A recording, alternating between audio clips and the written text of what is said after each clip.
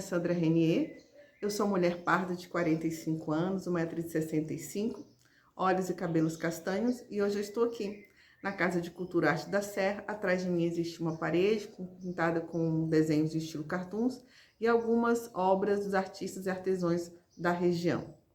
Hoje eu estou aqui um pouco para conversar com vocês sobre cultura.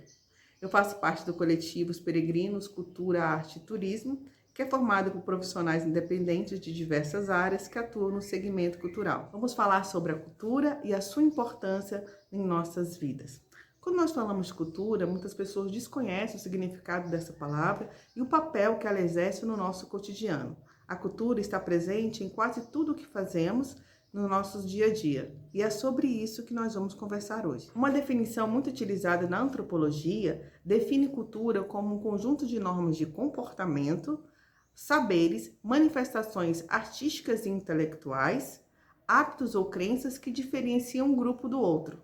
Originalmente, esse termo vem do latim e significava cultivar plantas, e foi nesse sentido que ele foi aplicado na Roma antiga, quando começou a ser difundido e utilizado. Com o passar do tempo, foi feita uma analogia da palavra no seu significado de cuidar, de cultivar, de construir plantios e plantas, com a questão do desenvolvimento intelectual e artístico da capacidade do ser humano. Daí a palavra cultura passou a ser também utilizada nesse sentido, sobre o desenvolvimento e o crescimento do homem. Então a cultura ela transita por hábitos, por crenças, pelo comportamento de um grupo, de um povo, a forma como esse povo se relaciona, como ele se organiza como sociedade, como ele se veste, como ele come, o que come, como cultiva os seus alimentos, suas danças, suas histórias, seus contos, a forma como ele guarda e preserva as suas memórias, como ele relaciona com os mais velhos, como ele educa as suas crianças e muito mais, né? Então, a cultura, na verdade, é um conjunto de elementos diversificados. E é por isso que ela é tão importante, porque toda a sociedade, todo um povo é formado pela cultura, pelo conjunto de culturas e principalmente pelo relacionamento dessa cultura com outras, como essas culturas se relacionam, se integram e se comunicam. Por isso ela é importante, é essencial em nossas vidas, porque ela está presente em tudo que fazemos e tudo que vivenciamos e a forma como nós encaramos o mundo, como nós vivemos nossas vidas e nossas histórias, as nossas reações, tem muita relação com a cultura que nós recebemos, pela qual nós preservamos e pela qual a gente se comunica e se relaciona com o mundo exterior. Eu tenho certeza que você já deve ter tido a impressão que não é bem assim, que o mundo todo é uma coisa só. Eu vou dar um exemplo que é melhor para a gente poder compreender. Quando você vai a um shopping, seja na sua região, na sua cidade, em outro estado, até mesmo em outro país, a gente percebe, eu sei que você percebeu isso também, uma disposição bem semelhante das lojas, das roupas, dos alimentos que são servidos ali na praça de alimentação, os filmes que estão em cartaz no cinema, e passando para outro lado, as músicas de sucesso parecem ser as mesmas de uma região para outra, até mesmo de um país para outro. Então parece que todo mundo caminha, de certa forma, para uma padronização, como se o mundo todo fosse a mesma coisa. Essa sua impressão de tudo não está errada. Esse é um fenômeno que acontece ali depois da Revolução Industrial, conhecido como modernidade. O avanço ou fincar da modernidade em nossa sociedade contemporânea, né, que vem com a globalização e tenta, de certa forma, padronizar, né, o mundo, né, em uma coisa só. O fenômeno se fortalece nos anos 90, com o avanço dos meios de comunicação, que é o rádio e a TV, e o surgimento da internet, que permite essa comunicação, essa interação, esse receber, esse compartilhar de notícias em tempo real, né, em todo o mundo. Então se pode saber das novidades, se pode aplicar as novidades, se pode importar as novidades de uma forma muito mais rápida do que anos anteriores. A internet e o seu avanço de rápido possibilitou que pessoas em lugares diferentes, de culturas diferentes, percebessem que possuem as mesmas necessidades e os mesmos sonhos. O que levou, de certa forma, a uma padronização de comportamento, porque elas passaram a consumir as mesmas coisas, passaram a desejar as mesmas coisas, e houve ali, de certa forma, uma predominância dos países mais ricos sobre os mais pobres, onde um estilo de comportamento é determinado como o ideal. Esse consumir as mesmas coisas no mesmo tempo é o que se determinou ou se considerou como um processo da modernidade, como um progresso, né? Porque quando falamos de progresso, as pessoas tendem a compreender o progresso como algo que é novo, inovador, que aconteceu agora, que surgiu nesse exato momento, e tendem a desprezar qualquer tipo de sistema ou de processo que seja tradicional, como se a tradição não estivesse relacionada com o progresso, com o avanço ou com a modernidade. Pensar que a tradição não tem lugar no futuro é um pensamento errado. A tradição é extremamente atual. Trata-se da prática de ensinamentos que recebemos de outras gerações sendo aplicadas hoje no nosso cotidiano. Isso não deixa de ser uma imensa vitória. Conseguir reproduzir técnicas dentro dos padrões que a gente tem hoje, muitas vezes adaptando para a nossa realidade atual, utilizando novas ferramentas, mas de alguma forma preservando esse ensinamento e levando a continuidade daquilo que aprendemos e principalmente repetimos e replicamos porque as necessidades continuam e persistem em nossa sociedade. A tradição não está estagnada. Ela une conhecimentos do passado com os saberes do presente, com o que nós temos de melhor na nossa atualidade. E essa é uma grande beleza do que a gente encontra hoje nos nossos artistas, os nossos artesãos regionais. O desafio de se manter a cultura viva dos seus ancestrais dentro dos princípios da modernidade que hoje vivemos. E a consequência disso é muito séria e é sobre isso que eu vou falar agora. Por considerar a tradição algo ultrapassado, muitas comunidades abrem mão da sua própria cultura, da sua própria identidade e acabam adotando para si, adotando dentro da sua comunidade, a cultura global, aquela que advém de outras regiões e principalmente de outros países, e passam a vivenciar elas, anulando a sua própria cultura, a sua própria identidade, aquilo que é o seu diferencial, que é a sua história, que a diferencia dos outros grupos. Mas a gente precisa enxergar que essa decisão ela não é tomada de uma forma racional. Ou seja, não houve na comunidade uma reunião, um consenso, e dali se tomou a decisão de que aquilo já não era mais interessante, que era ultrapassado. Esse é um processo natural e que passa muitas vezes desapercebido pela comunidade. Não é que ela, de uma forma espontânea, abandonou a sua identidade, mas o efeito da globalização e da modernidade fez com que ela fosse se afastando sem perceber, de modo que as gerações atuais, os jovens, muitas vezes desconhecem a história do seu povo, desconhecem os métodos artesanais, a sua tradição, os seus cantos, suas histórias, seus contos, por conta que isso vai se passando de geração para geração e chegamos ao ponto que a geração se envolveu com outras culturas, se envolveu com esse processo da globalização, da modernidade, e isso foi uma consequência. Acabou deixando de lado a sua própria cultura e essa tradição não foi repassada ou trabalhada na sua contemporaneidade hoje. E isso é uma coisa muito importante de se rever e de se pensar.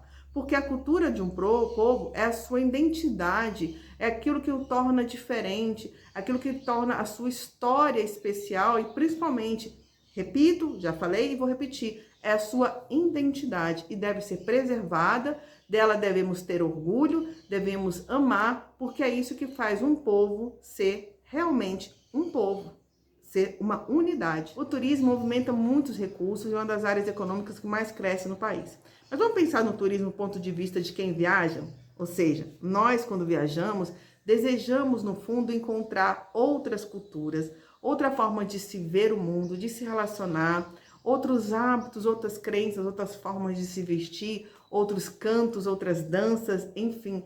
Essa é a melhor parte da viagem, essa é a melhor parte de se encontrar culturas diferentes. A diferença é magnífica e é muito bela. E essa é a melhor lembrança que nós trazemos de volta quando nós viajamos. E as diferenças, ou seja, a nossa cultura, ela deve ser preservada, deve ser vivenciada e por ela devemos ter um imenso orgulho, porque a cultura é a manifestação genuína do povo, é o que faz o povo ser o povo. Estamos aqui para conversar sobre a importância de refletir, proteger, preservar a identidade cultural das nossas comunidades que juntas formam o nosso povo brasileiro.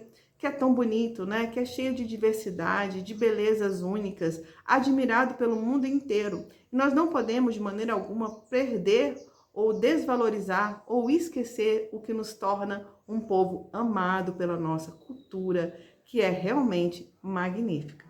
Eu quero convidar você para viajar conosco. Vamos mergulhar na nossa terra e conhecer as nossas comunidades, nossos cantos, nossas danças, nossos mitos, nossas histórias, nossas comidas, nossas roupas e tudo que envolve a cultura do povo brasileiro, tão linda e tão rica, que eu tenho certeza que você vai amar por também fazer parte disso tudo. Vamos começar a nossa jornada por um cantinho bem terno e doce, que é o cantinho do Seu Juarino. Seu Juarino vive no município de Lavandeira, na região de Serras Gerais, no Tocantins, há mais de 20 anos. Ele viu a cidade surgir, sendo um dos moradores mais antigos daqui. Ele fabrica um doce conhecido como tijolo, que é um doce artesanal, feito com frutas locais, como a castanha de baru e o buriti. Ele aprendeu com o tio, que aprendeu com o pai, que aprendeu com o avô e traz de gerações e gerações a forma rudimentar de se fabricar essa deliciosa iguaria. E esse é o seu segredo. Ele conseguiu preservar a receita, adaptá-la e até hoje ele a fabrica e comercializa na região, sendo um doce muito conhecido e muito saboroso. Nós vamos conhecer a forma como ele fabrica, onde vive e as suas histórias. As histórias da nossa gente que formam a nossa cultura. Quero convidar vocês agora para compartilhar com a gente esse momento tão especial. Vamos lá?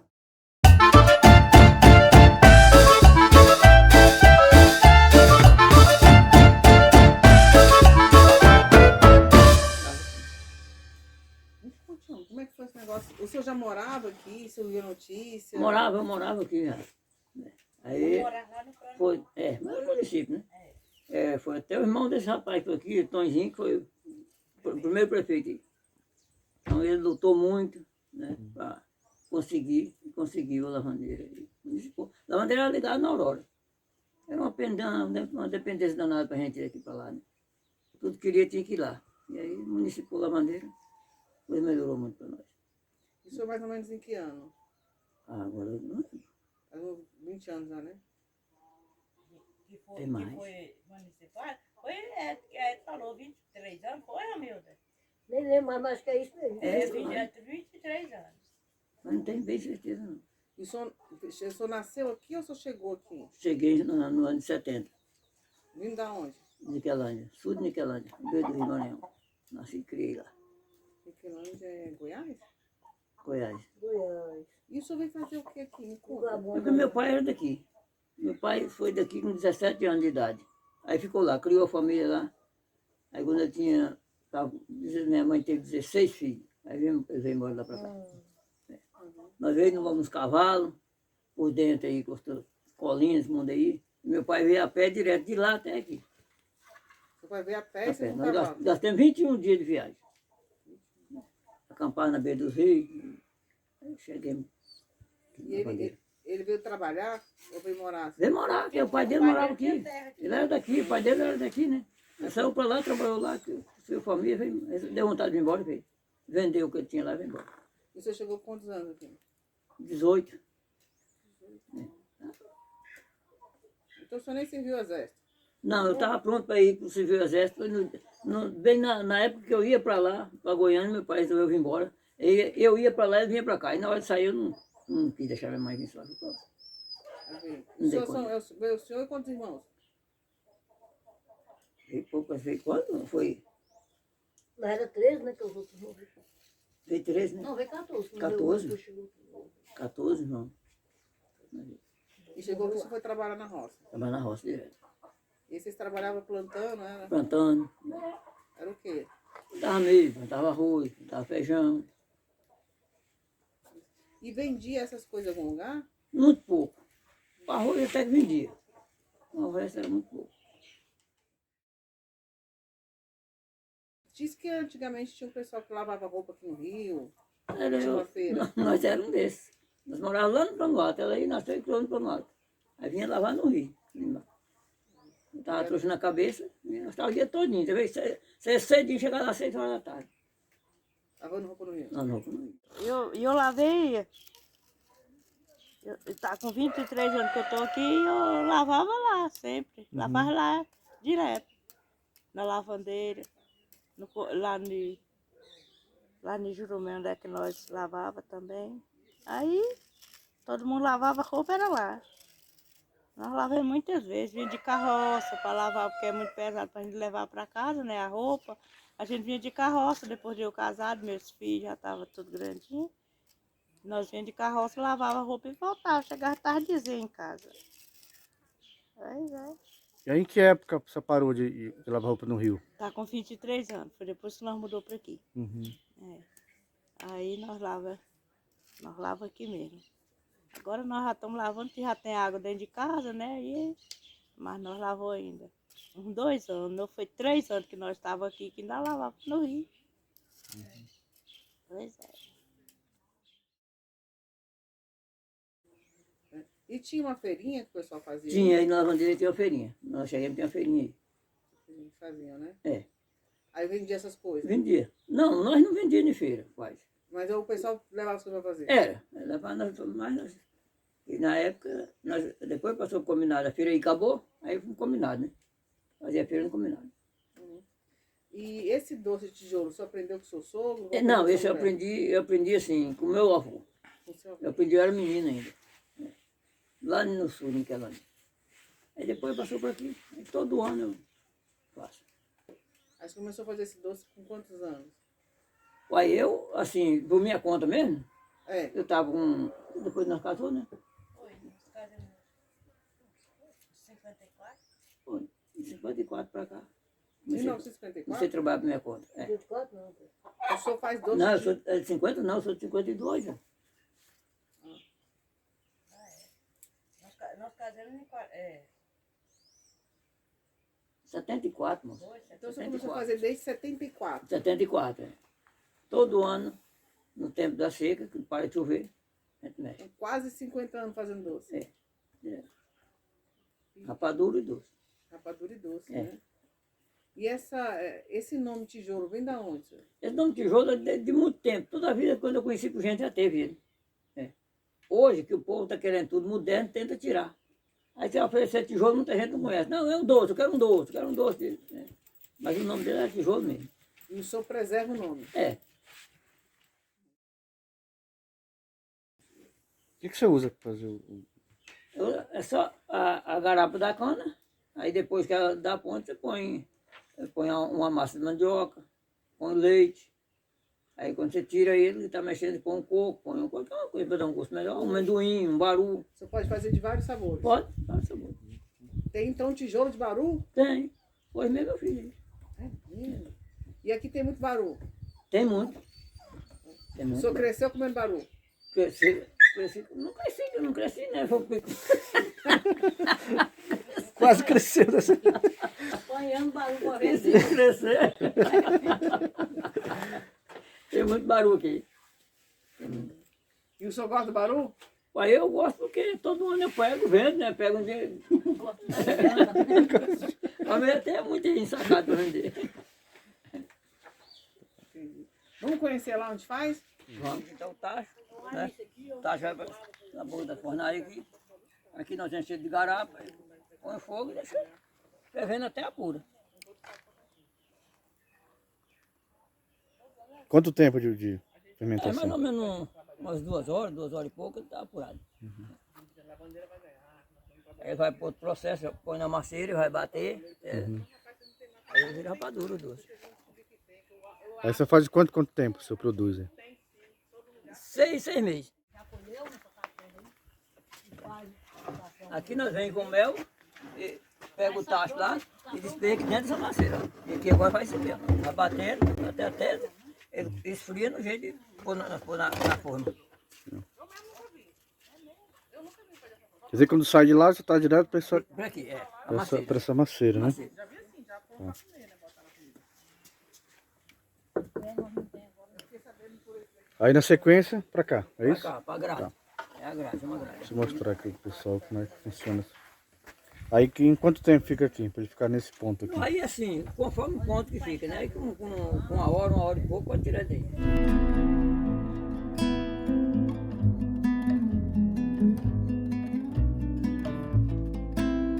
Foi muito bom até que Deus ter ajudado e nós estamos lutando aí.